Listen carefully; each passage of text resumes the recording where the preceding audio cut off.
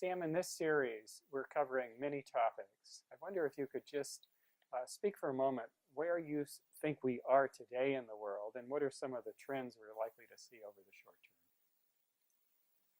I think we are at crossroads.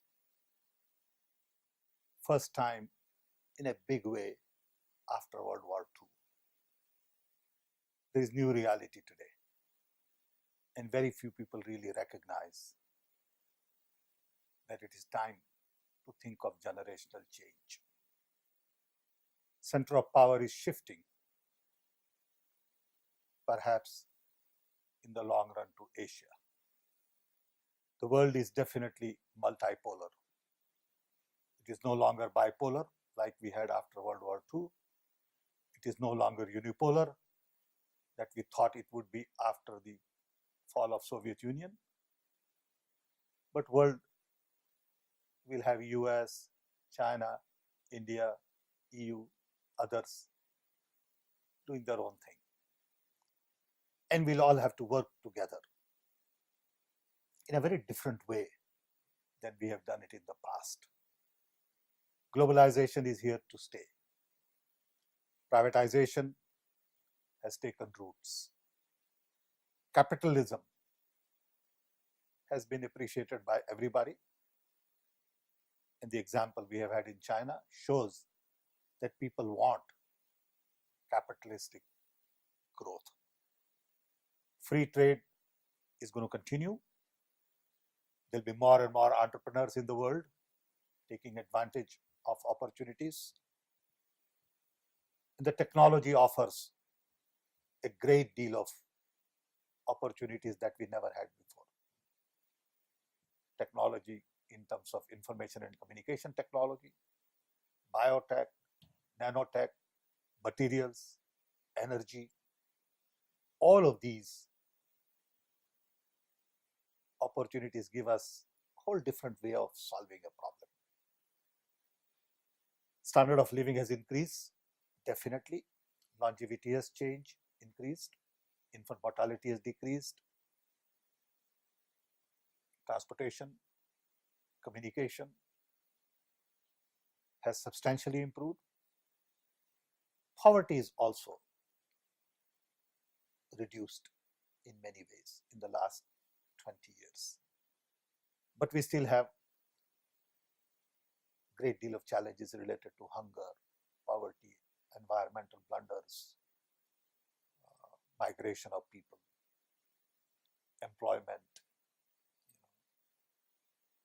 But today, we are in much better position than ever in the history. So on one hand, the world is at crossroad, looking for generational change. On the other hand, we have a lot of possibilities. But at the same time, the world is looking for right leadership. The world is looking for direction. The world is looking for change in mindset. And that's where the debate is today. Well, given that, and given the fact that we are at this crossroads, and I'm going to say, assuming that we're able to find the right kind of leadership, because it's really a requirement for our thriving as a species, what would be your vision? What's your vision of the future? We all have different idea of what the world ought to be, because we all see world from our own set of glasses. We are all biased in our own way.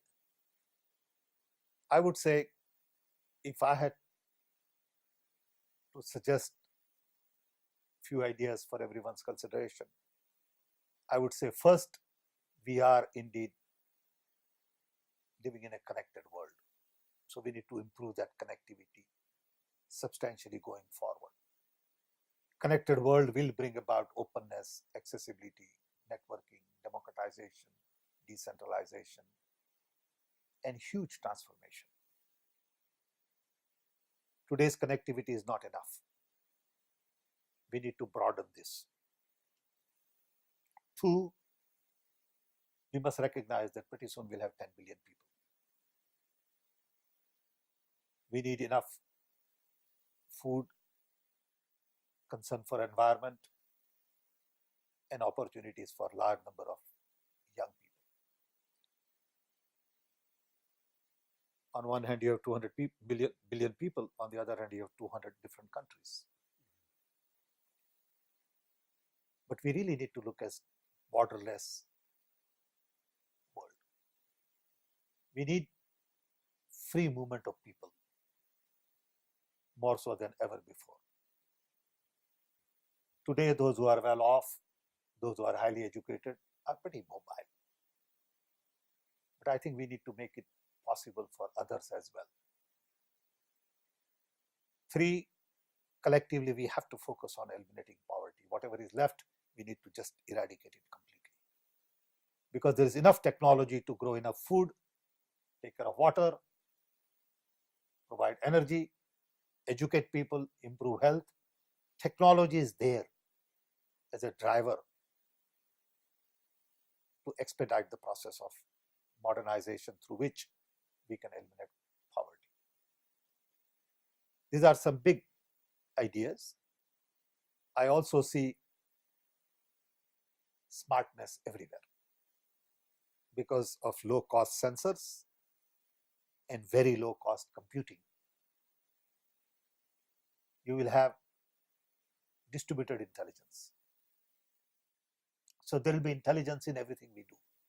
Intelligence in our vehicle, intelligence in our homes, intelligence in our devices, intelligence, in our power plants, in our villages, in our cities, in our financial system. Everything is going to be way more intelligent than we have it today. I'll give you a simple example. When I go conduct a credit card transaction today, I don't have much intelligence. I just know about that transaction. Tomorrow, when I'm conducting that transaction, it will tell me everything about all my financial status. How much money I have, what was the last transaction, how many transactions this month, what is in this bank, what is in that bank, before I make that transaction. That's the power of intelligence. And all of this will tie into big data. So there'll be huge amount of data on me, on you, about our health, about our education, about our transactions, lifestyle, all of that. And this whole fear about privacy, I don't think will make much sense because everything is open anyway. So people will have to learn to discipline themselves because it's all known. You won't be able to lie much. You won't be able to say that I have not been there because somebody will monitor and say you have been there. Yeah. Okay. So I think all the things that we did in the past, saying nobody could monitor me because there was no intelligence, is the way of the past. There is just going to be too much intelligence everywhere about everybody. To some people, it is scary. To others, it will be a way of life. Innovation will be everywhere because of intelligence, because people will figure out new ways of doing things. Because innovation is also going to be distributed. So there will be democratization of knowledge, information. There will be democratization of innovation, and there will be also democratization of smartness. So smartness is not going to be in one place, one group. It will be all over. Clothing would be smart. It will have all kinds of sensors. I see a day where, if it is too hot, this itself will have air conditioner built in. It will start cooling. Okay. And this is all possible. It's not rocket science anymore. Okay. Rise of young, rise of women in the world is going to be a reality. And we all will have to support and help.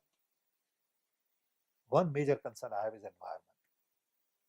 People talk about climate change.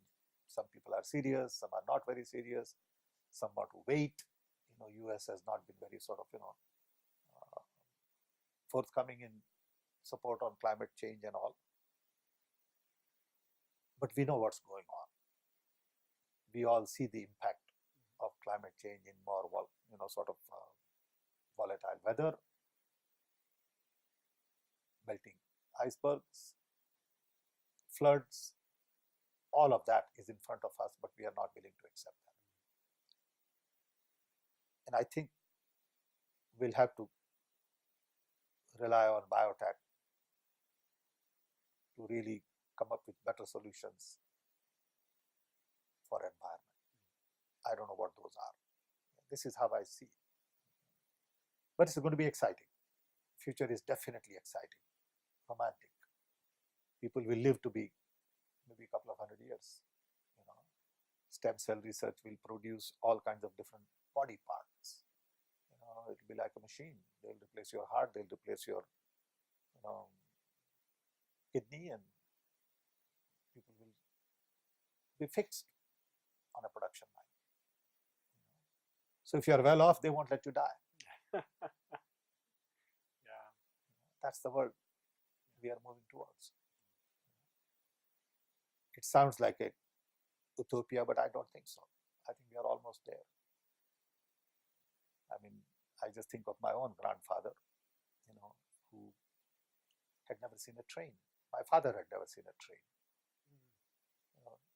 until he was 7, 8 years old. I had never used a telephone until I was 22 years old. And look what has happened in this world. My dad came here on 747, and which was a dramatic change for him to go from bullock cart to 747. And now, for a little kid to be on Skype, it's a normal thing to do. I always talk about this. I have a 2.5-year-old granddaughter, and she Skypes every day. It was unthinkable. You could connect with your grandchildren and see them every day. And not just for me, this is for millions and millions all over the world.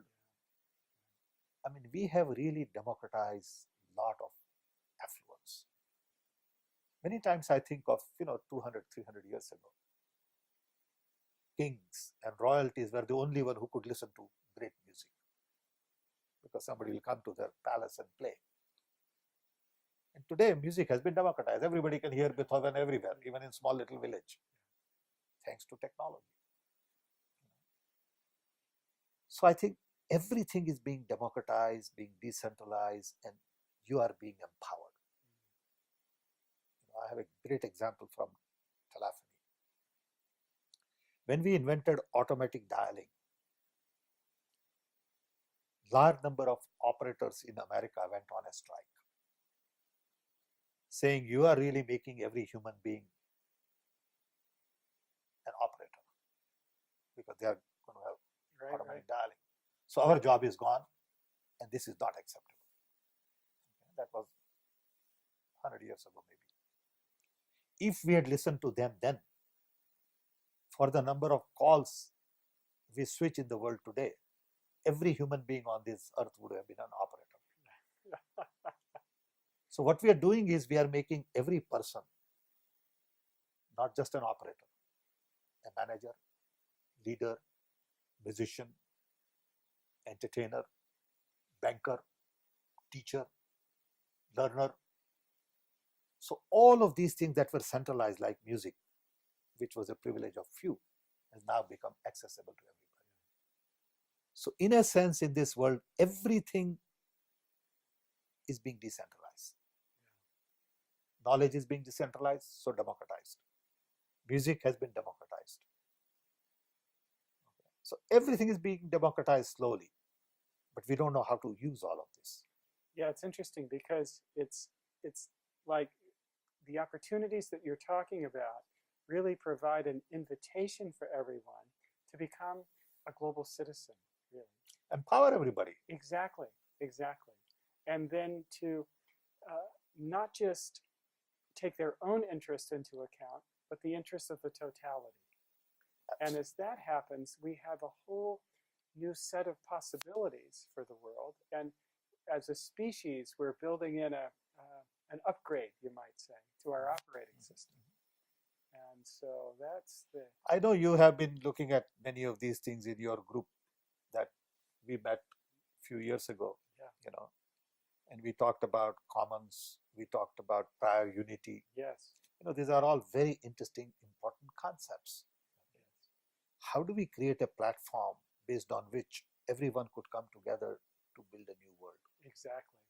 And I think 21st century offers that unique opportunity because of internet, web. Yes.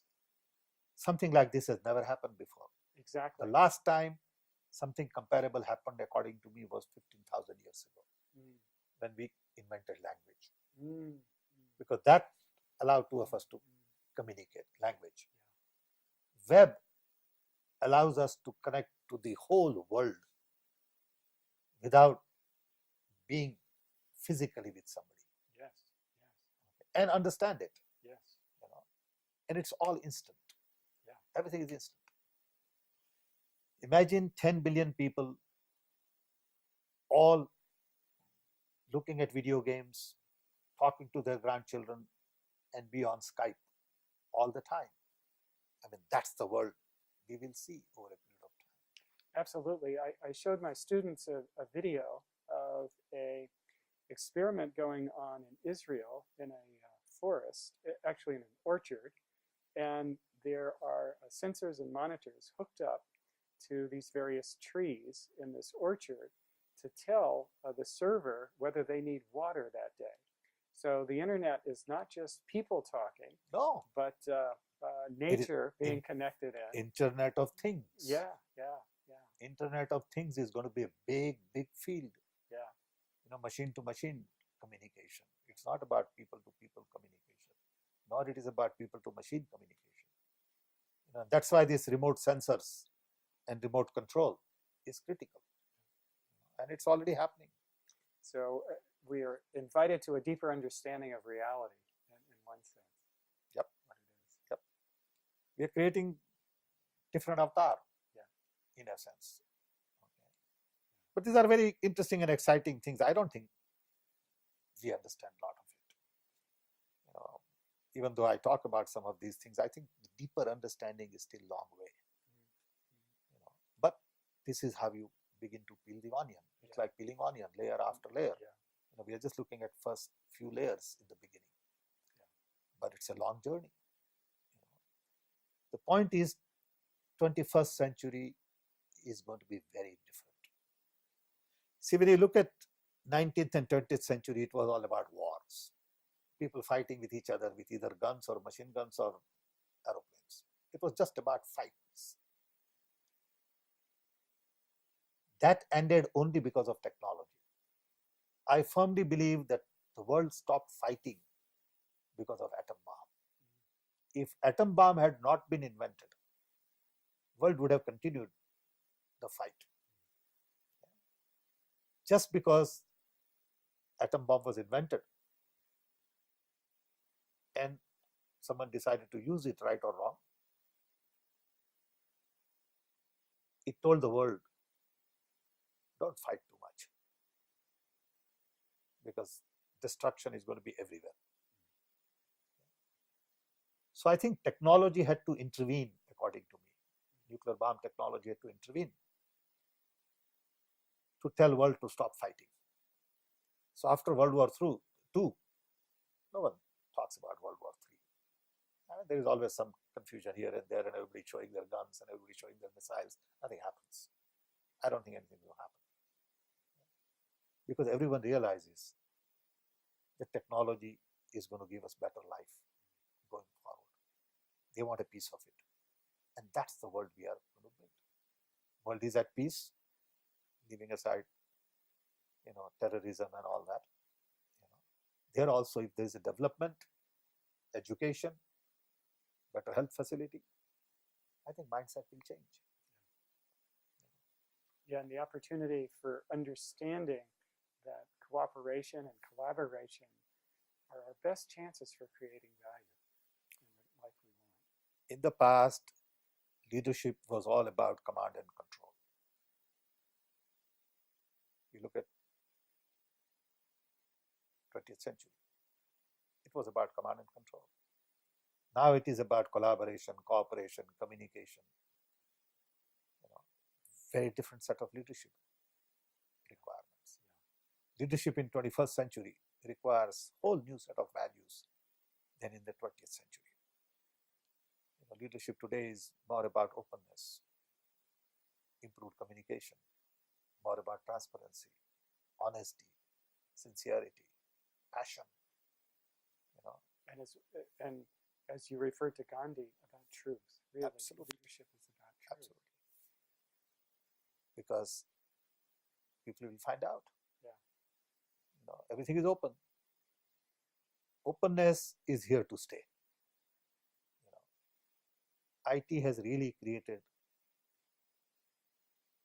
a society, in a sense, where people can find out about anything quickly.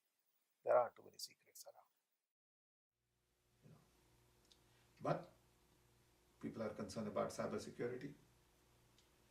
People are concerned about a whole lot of things. But I think overall, we are indeed living in great times. I'm very hopeful. I'm very positive. I'm upbeat on the future. I just wish I was 30 years younger. Sounds great.